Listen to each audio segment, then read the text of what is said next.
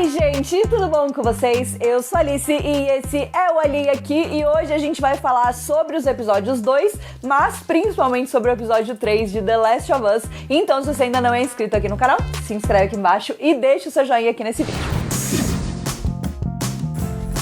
Eu não tava planejando fazer mais vídeos de The Last of Us antes da temporada acabar, mas eu senti que, especialmente o episódio 3, merecia um vídeo só pra ele. Então, se vocês quiserem que eu faça mais vídeos sobre The Last of Us, sobre outros episódios, acho que dá pra gente fazer aqui sempre um videozinho durante a semana, deixa aqui pra mim nos comentários, dá joinha nesse vídeo, assiste, compartilha com as pessoas pra eu saber que vocês têm interesse. Então hoje a gente vai falar com spoilers do episódio 2 e do episódio 3 de The Last of Us, que foram os episódios da semana passada e desta semana. Então se você ainda não assistiu esses episódios, pausa esse vídeo, vale a pena assistir principalmente o episódio 3 sem spoilers. Tá um pouco difícil estar na internet e não tomar spoilers, mas faça esse esforço que vale a pena. Eu acho que depois de um bom episódio, que foi o primeiro episódio, falei bastante dele por aqui, falei de todas as coisas que eu gostei sobre esse episódio. O segundo episódio, ele cai num ritmo não mais lento, mas eu acho que mais estável dentro da história e da jornada que eles querem contar. Então ele é um episódio muito importante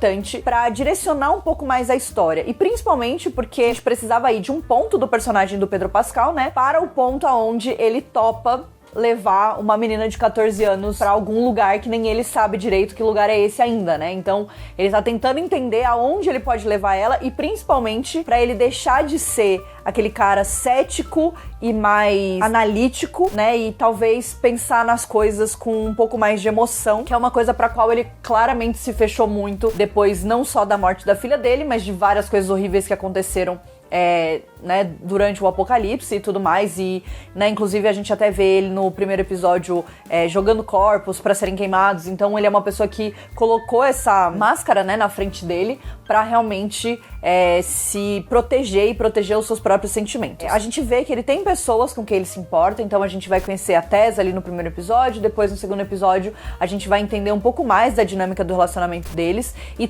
todos esses elementos que vão sendo colocados, principalmente tudo que é construído no segundo episódio, é direcionado exatamente pra mostrar por que que o Joel, aqui no terceiro episódio, vai decidir enfrentar essa jornada ele sozinho com uma menina de 14 anos que aparentemente é imune a esse fungo que destruiu a humanidade. Então eu gostei muito do episódio 2, eu confesso que a minha parte favorita foi a parte que, obviamente, os infectados aparecem. É um momento muito intenso. É a primeira vez que a gente, de fato, vê como eles agem e qual é o modus operandi dos infectados e como você faz pra se proteger. E é uma sequência de cenas muito angustiante, né? Então, além desse negócio do silêncio, que é uma coisa muito interessante, porque eles não enxergam, então o silêncio é imperial ali para a sobrevivência. Então, a gente já vai tendo toda essa questão, né, deles irem se movendo e se movimentando ali, entrando nos lugares e tentando encontrar um caminho para eles conseguirem chegar onde eles precisam chegar, que seria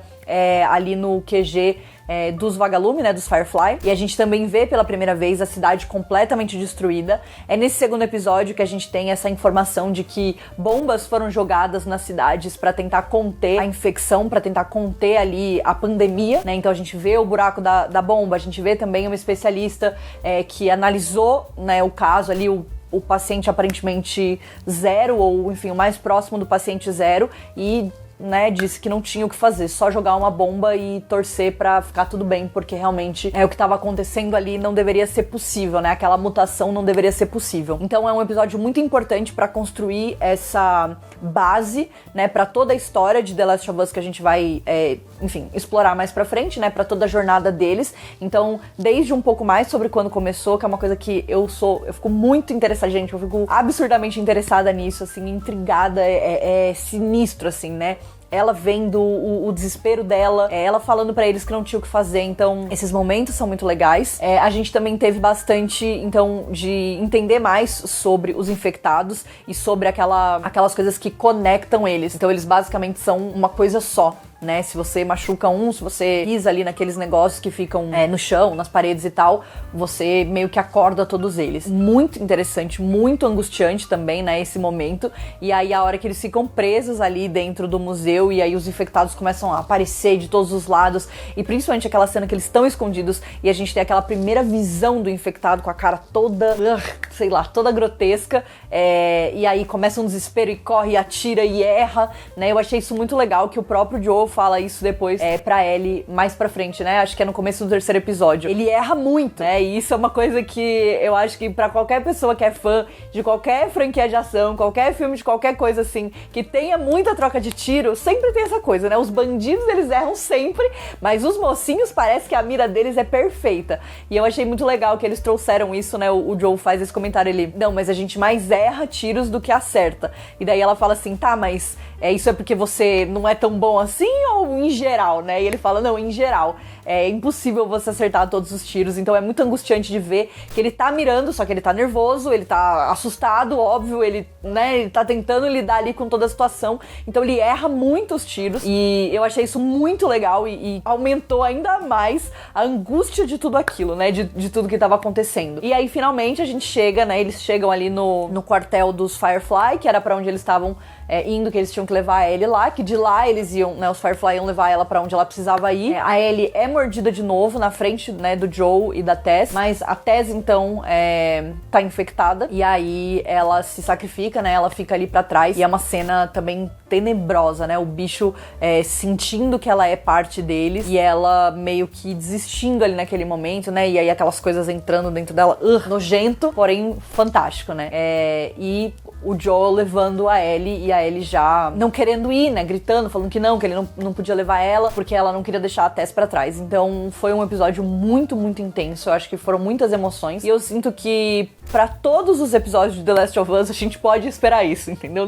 Eu acho que não vai ter sossego em nenhum episódio. Todo episódio vai ser um tiro no nosso coração. Mas, obviamente, que o terceiro episódio, eu acho que, de longe, vai ser um dos mais intensos nesse sentido. Eu sei que ainda tem muita coisa triste pra acontecer em The Last of Us. Eu não tô preparada, principalmente porque a série foi renovada pra segunda temporada já. Então, a tragédia vai continuar, vai se estender ainda mais. Mas eu acho que existe uma beleza muito delicada no terceiro episódio. Não sei se vou conseguir falar sobre ele sem chorar, mas a gente vai seguir, né? Vou, inclusive, dar uma fotinha aqui minha assistindo o episódio pra vocês.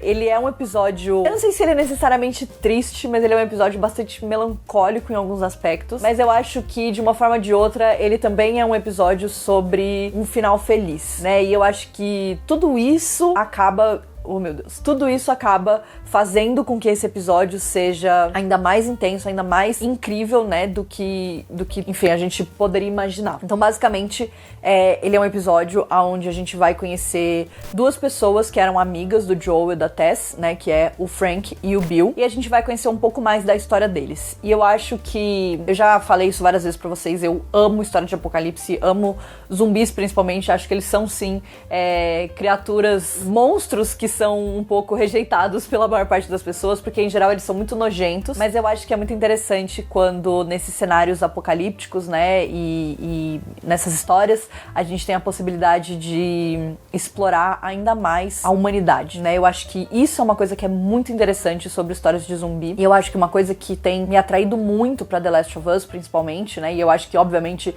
isso faz parte do porquê o jogo é tão popular e do porquê o jogo foi tão falado, foi tão aclamado, né, tão elogiado, que é essa habilidade de contar essas histórias e de conseguir criar essa tensão do apocalipse e das criaturas, né, e dos infectados, com o quanto a humanidade se esforça para continuar prevalecendo, né, para continuar sendo humano em um momento onde é tão fácil você deixar a humanidade de lado, né? Você deixar as morais, né? A sua própria moralidade daquilo, onde é tão fácil você deixar de se questionar o que é certo e o que é errado, principalmente em questão de violência, em questão de sobrevivência. É a sobrevivência acima de tudo, ou ainda existe espaço para relações interpessoais, né? Eu acho que é muito foda como uma série consegue trazer todos esses questionamentos, sendo que não é a história, entre aspas, não é a história principal, né? A gente tem uma premissa que é simples, de levar uma pessoa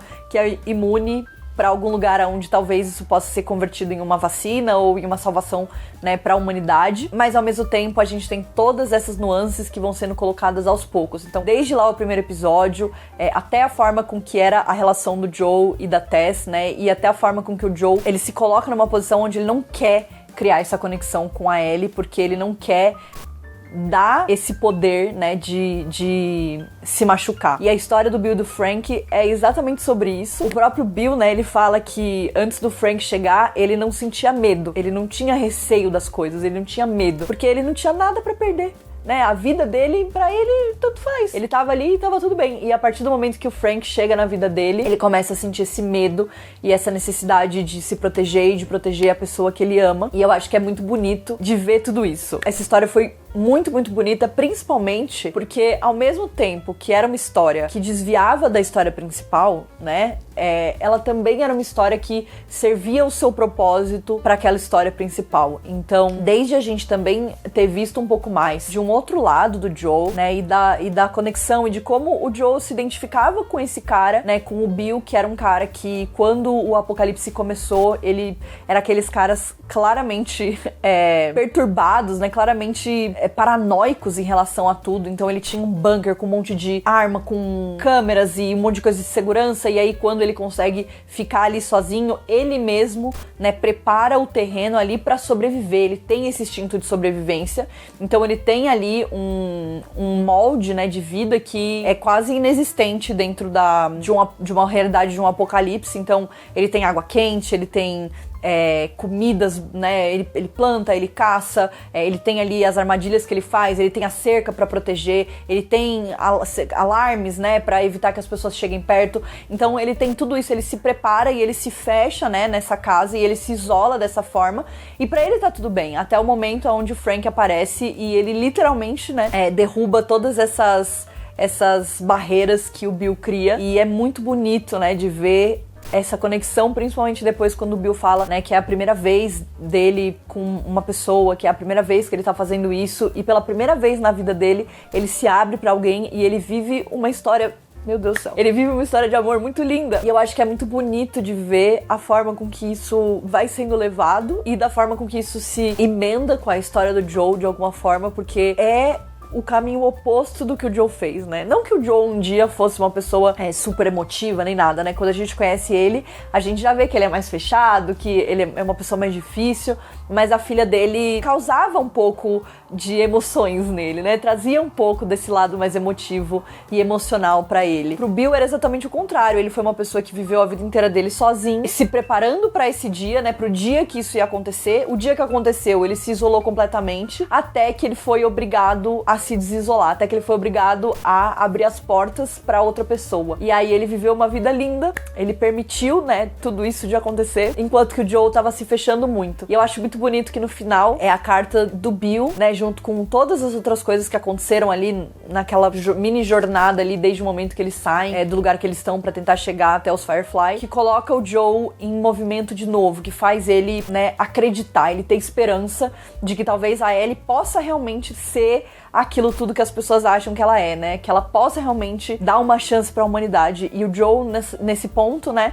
Ele não tem porquê ele querer, né, nada da humanidade. Ele tá contente, né? Ele tá satisfeito com aquilo que ele tem, porque ele se fechou de tal forma que é melhor pra ele, né? Ele não se magoa, mas ao mesmo tempo ouvir aquelas palavras do Bill, que era uma pessoa que era muito parecida com ele em alguns aspectos, e saber dessa história que ele viveu é algo que mexe alguma coisa nele, né? Então eu acho que essa história, por mais que ela use uma ferramenta da narração, né, que você tira o foco da história principal e você conta uma outra história, você abre um desvio rápido pra contar uma outra história, e o episódio é quase inteiro essa outra história, ele serve um propósito e ele existe pra justificar um monte de coisa, e ainda por cima eles conseguem contar uma história muito linda, de uma vida muito bem vivida, de duas pessoas que se encontraram numa situação que talvez, se não fosse essa situação, eles nunca teriam a chance de se conhecer, e eles se amaram profundamente, e eles viveram essa vida que não foi perfeita, mas foi a vida que eles escolheram, do jeito que eles escolheram, até o momento onde eles alcançam o fim, né? Eles chegam no fim. É muito agridoce, porque porque fora do apocalipse a vida é assim também, né? A gente chega um momento do fim da vida. E é muito bonito que pra eles tenha sido um momento que eles escolheram, né? Eles não sofreram uma perda terrível, eles foram atacados, eles passaram por coisas terríveis juntos, né? Eles tiveram que se defender, tiveram que matar,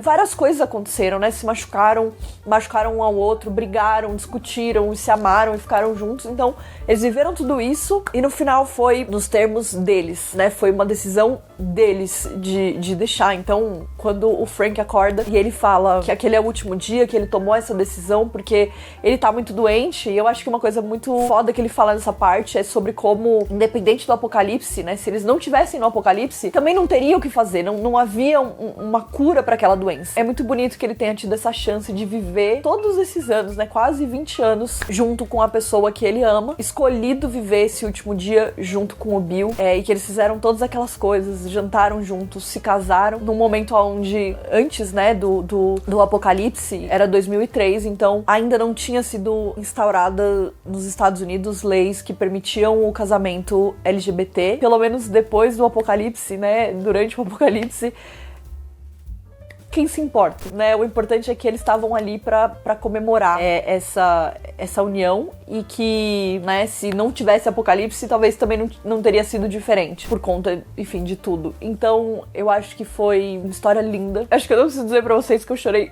muito. É uma sensação muito esquisita, porque é triste, mas ao mesmo tempo não é triste porque foi o que eles escolheram, né? E eles decidiram viver isso, e eles viveram juntos até o final. E o Bill fala na carta dele, né, que os caras, né, as pessoas como ele e o Joe, eles fazem o que eles fazem, eles são do jeito que eles são porque eles querem proteger as pessoas que eles amam. E aos poucos a gente já começa a ver a mudança do Joe em relação a Ellie, né? E a como ela potencialmente vai se tornar a pessoa que ele precisa proteger agora que ele mais uma vez se vê sem ninguém. Começa a crescer um vínculo ali entre eles. O Joe fala que ele não quer falar sobre a história dele, que não quer falar sobre a Tess, que ele, né, eles não precisam ficar amigos, eles não precisam compartilhar histórias pessoais, mas até que ponto, né, eles vão realmente conseguir viver, né, na intensidade de tudo isso, sem criar essa conexão, principalmente quando eles têm uma troca que é tão bonita, né, da Ellie perguntando coisas pra ele sobre como aconteceu, né. Então o Joe explica como foi que aconteceu, como que se espalhou tanto assim, né, o fungo, e depois ele conta sobre ela entrando no carro e ela fica chocada com o carro, então dá pra ver que tem ali uma relação, né, uma coisa de ela nunca viu o mundo e ele já viu tanto que ele tá cansado e eles vão de alguma forma se encontrar ali no meio e provavelmente ela vai conseguir mostrar pra ele que ainda existe uma graça, né, que ainda existe uma luz, que ainda existe alguma coisa pela qual lutar, né, ainda vale a pena lutar por alguma coisa. Então, esse episódio foi lindo, eu chorei muito. Não sei se eu um dia vou assistir de novo, porque ele foi muito intenso. Agora, mais do que nunca, é um pontapé. 3 primeiros episódios, um primeiro bloco de episódios que promete muita coisa, e ainda promete macetar bastante o nosso coração, né? Mas tudo bem, porque no final a gente gosta, disso, né? Eu gosto de me envolver e de me emocionar e de chorar com as histórias e de depois poder vir aqui compartilhar com vocês todos esses sentimentos. Então é isso, eu espero que vocês tenham gostado desse vídeo. Eu quero muito saber o que vocês acharam desse terceiro episódio e se vocês querem mais vídeos sobre The Last of Us, então deixa aqui nos comentários pra mim. Não esquece de se inscrever aqui no canal e deixar o seu joinha. E a gente se vê no próximo vídeo e eu espero que eu não chore nesse próximo vídeo. Tchau!